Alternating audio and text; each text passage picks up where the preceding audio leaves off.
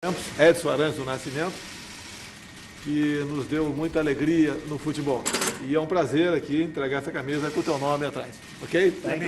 Use the opportunity, Mr. President, to hand you دمت أو هلا بقسمه jersey بوي as a token of درسي أنا برازيل of the world's دم best بزنابتان ever كبمان soccer وايك player. رقم Also دي known as برازيل Pelé. هميشه يك ولا يارزان هرا باشكاني جيهان بو بهركاني وبو شارزایی Brazil is offering the access. بله دی اف جوینا نابرا سروک امریکا و سروک نوی برازیل دا بردوامه و دیت دی کار کی دنیا ترامپ ترکت جغینی سروک امریکا و کلیستکوانه کی باش رقم 10 یه تیم فوتبوله یا برازیل جی سروک برازیل چی شورته کی تیم خوا یا نتوی رقم 10 نمره 10 پیشکشی دونالد ترامپ کر نمره 10 جونزانن یعنی لیستکوانه هری باشه ده تیم کده